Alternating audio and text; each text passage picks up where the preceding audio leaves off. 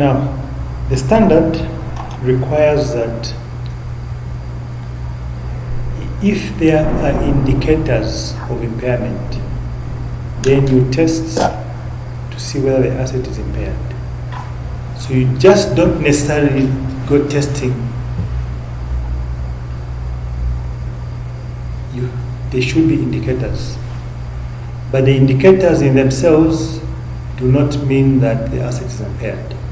The indicators just give you, enable you, or guide you to the testing.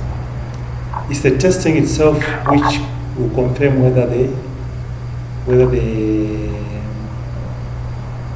intangible asset, or whether the asset, they're not necessarily intangible, but whether the asset is impaired or not.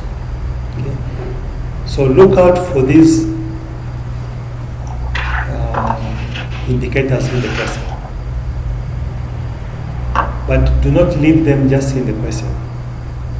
Bring them out, point them out in your answering as well as you do that test.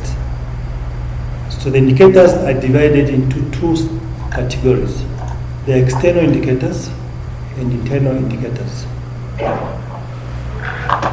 Under external indicators, you've got observable indications that the asset's value has declined during the period significantly more than expected due to the passage of time or normal use. When you buy an asset, as you use it, there will be the normal wear and tear because of passage of time. Okay? But here we are looking at, as you observe this asset, you realize that the value has declined significantly more than it should under normal usage. Okay? Then that means that that asset, that's an indicator of impairment. The second one is significant changes with an adverse effect on the entity in the technological or market environment or economic or legal environment. Now, each of these technology, market conditions, market environment, economic environment, legal environment, the changes could be favorable. But here, the changes that you're looking for are adverse. Okay? Meaning the changes are not in your favor. Okay? The third one is increased market interest rates or other market rates of return affecting discount rates and thus reducing value in use. Remember, value in use, you have to discount the future cash flows. Now, the higher the discount rate, the lower will be your present value. No, your net present value.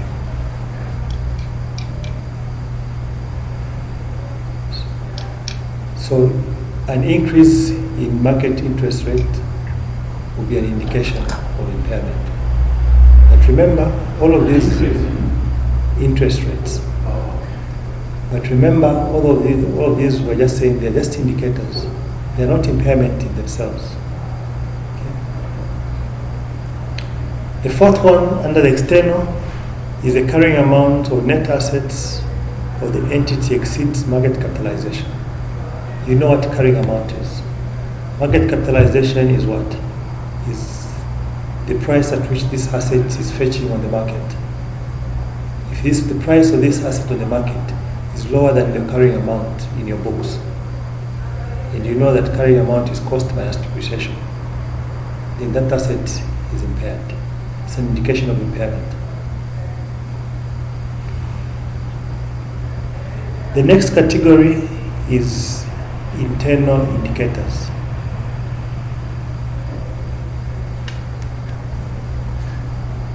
Under internal indicators, the first one is evidence of obsolescence or physical damage. This asset is damaged. Or is obsolete. That is an indication of impairment.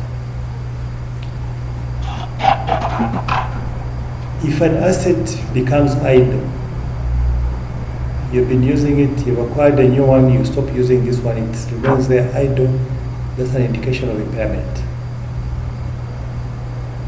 Plans to discontinue or restructure the operation to which the asset belongs is an indication of impairment. Plans to dispose of an asset before the previously expected date. You did not expect to sell this asset now, you just decide to sell it before the time that you expected to sell it. That's an indication of impairment. Reassessing an asset's useful life as finite rather than indefinite. If you decide to reassess an asset's life as finite rather than indefinite, that's an indication of impairment.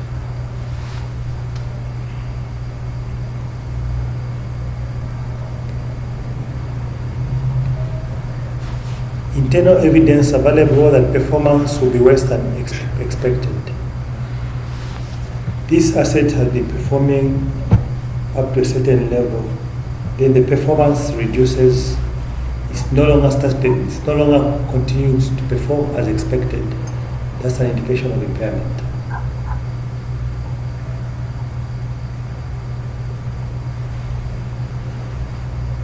Now, if you decide to sell an asset,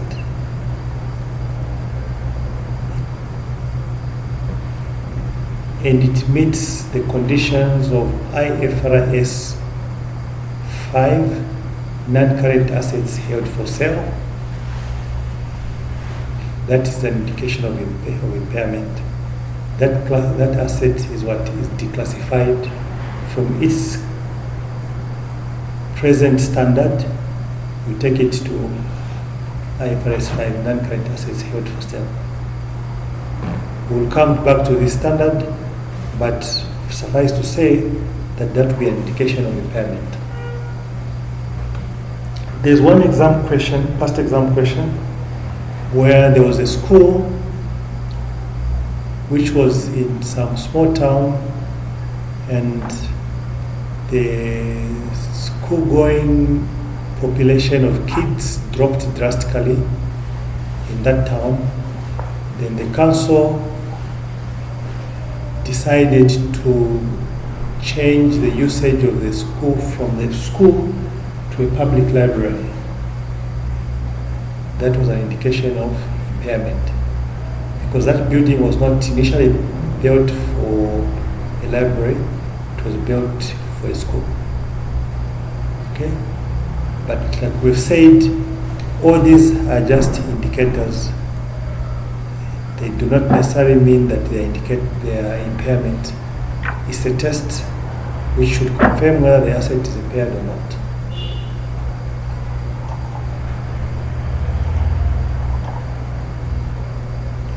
Now, the following are required to be annually tested, whether there is an indicator or not. Okay? The following are required to be tested for impairment, whether there is an indication of impairment or not.